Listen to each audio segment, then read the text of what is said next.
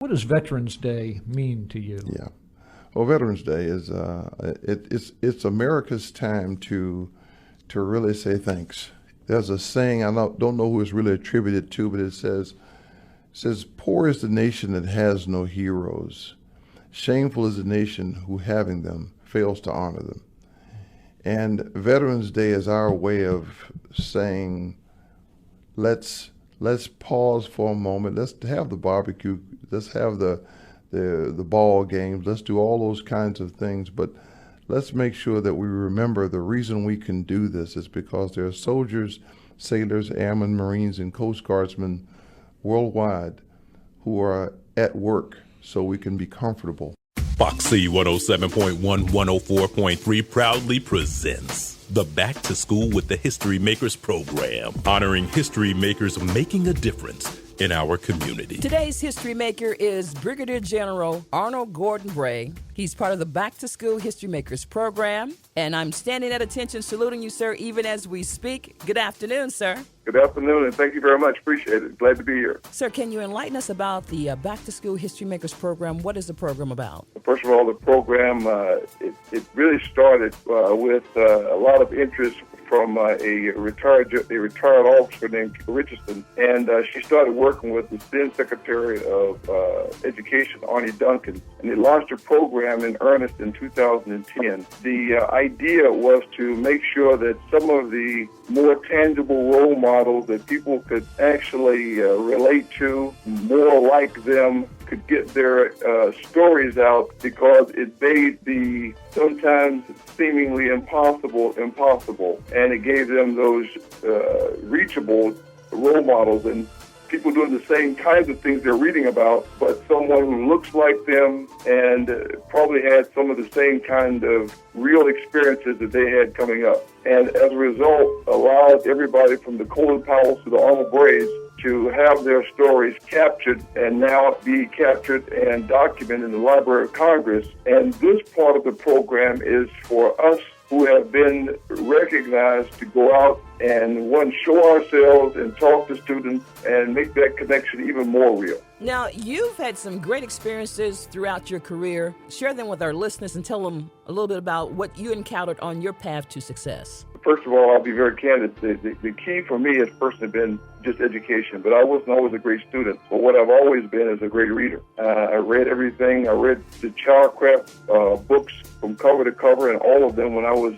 coming up. I had a great mom who was a teacher herself. Her example just made me realize how easy I had it. Now, I wish I could say that I did it on my own, but Dr. Guy Griggs was the one who reminded me that I was sloughing and I had nowhere near the challenges. That platform allowed me to be commissioned as an officer in the United States Army, similar to you. I didn't envision myself staying in as long as I did, but first of all, the Army is a great place to not just start, but to actually actualize who you are. By being there, by having an education that the college offered, it gave me a chance to go from what was essentially my life in Columbia, South Carolina, a 5-mile radius, to seeing 48 states and over 58 some countries in this world. As a result of just the experience the Army brought as an airborne ranger all the way to a strategist, I was able to participate and indeed direct some major operations that our nation has been involved in. In all of this, I've had the chance to be an ambassador for our nation wearing our uniform as a senior level leader to multiple nations over the continent of Africa, Denmark, and other places, and not just see history, but be part of those who crafted history by my actions. As part of your leadership training, do you instill some of these values into the young people that you meet firsthand?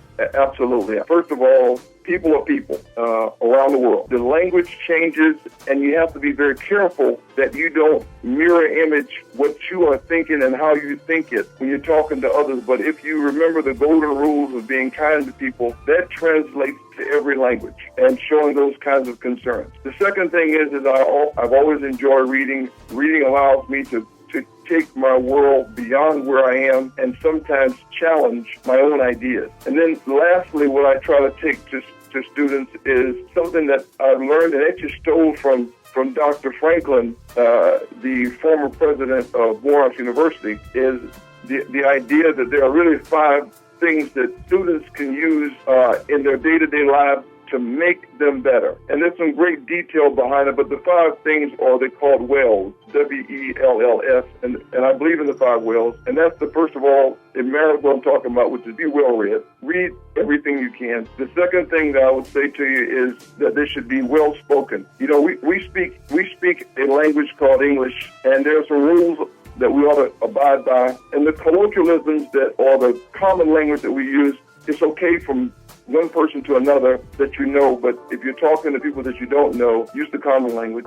I also say that there's an element of being well dressed that you should have, and I don't mean a suit or tie or tux, but in fact, everybody has a chance to pull their clothes up. And this came from a guy a long time ago named Coach Singletary that said, make sure your clothes are clean, wash them. And even if it's the same things every night, wash them. And he used to expect us when we were coming up in middle school. Then it says well-traveled. In today's world where you can actually go to the internet, you can be anywhere. And that helps you challenge your mind. And then lastly, to be better, you need to have friends who are well-chosen. I've got multiple examples of where I was going to make some bad choices sometimes, but there are people who stepped in. And they weren't all good people, not by some people's measurements, but they were people who looked after my best interest, even if they were going to do something different. And I thought those were just great things for me to use, and I try to impart those things in students. So what do you think the students will take away from the stories, the memories that you share with them through the Back to School History Makers program? It's exchange.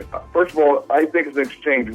There are 2 things that will happen. One is I'm going to learn more about the world that I live in today and the challenges of kids, because we're going to have a conversation. And they're going to tell me also some of the things that they think about, and I'm going to tell them kind of some of my challenges, and then I'm going to tell them what helped me be able to have some levels of success throughout. And what I hope they'll take away from this is that, one, they really can be anybody that they read about. They really can do great and wonderful things, and there are no obstacles to what they can do except themselves. And even if they are challenged today, if they put one foot in front of the other and keep moving forward, they will get there, or at least they will find themselves among the successful. We've been talking with a history maker, Brigadier General Arnold Gordon Bray. Any final words you'd like to leave our listeners? No, I just tell them history's being made every day, and you can be part of the solutions of our world, or you can be part of the challenges. And I hope that people are not getting discouraged by what they see in the news and look forward to what tomorrow can bring. Thanks very much. I appreciate you having me on this morning.